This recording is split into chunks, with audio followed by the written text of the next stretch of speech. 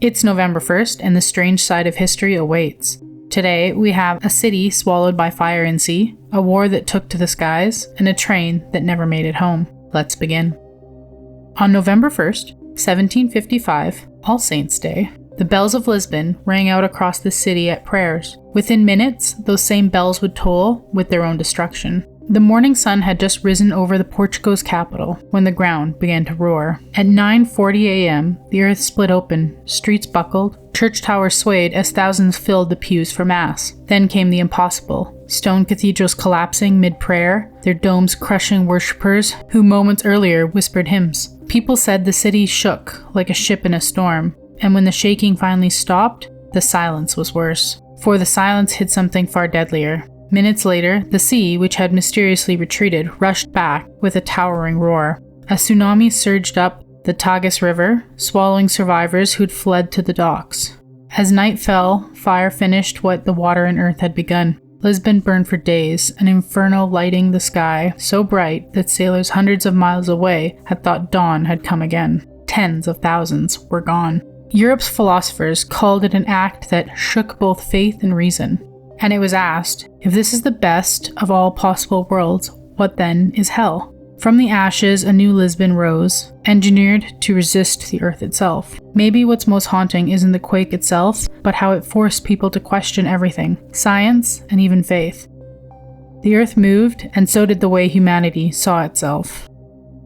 On November 1st, 1911, the skies over the Libyan deserts fell silent. Only a faint hum echoed through the dunes, a sound no soldier had ever heard before. A lone pilot, Lieutenant Giulio Gavati, circled his fragile canvas motorplane, carrying 4 small grenades. He had no bomb sight, no compartment, just open air and the beating of his own heart. From his leather pouch, he pulled a small metal sphere, twisted the cap, and held it over the side of the plane. Below, Ottoman troops stared upwards, shading their eyes. No one understood what was coming. Then, he let go.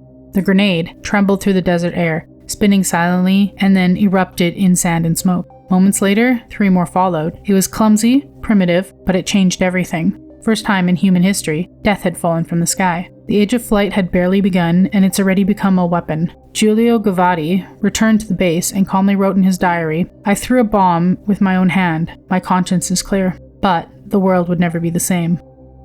The first man to drop a bomb from the sky did it by hand. Now drones do it by algorithm. Progress, I guess. It seems as soon as we achieve something, someone asks, how can we weaponize it?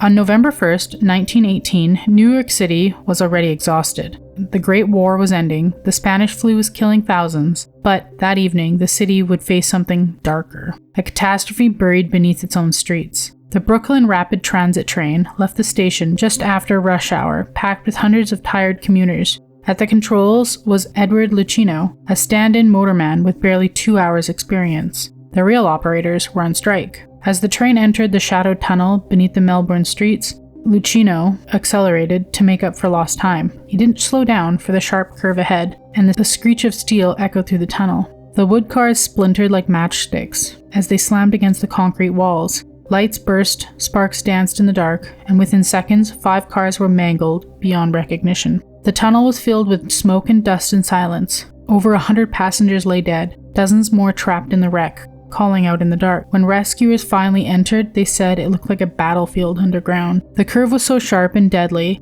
that it was sealed off and abandoned, a hidden scar beneath the streets of Brooklyn. Even today, some locals swear that late at night, you can still hear the echo of screeching wheels and the whispers of those who never made it home. So, the eeriest part? The motorman survived, with barely a scratch. Sometimes history doesn't care who's to blame, only who's left to remember the wreckage. Another day, another strange bite from history.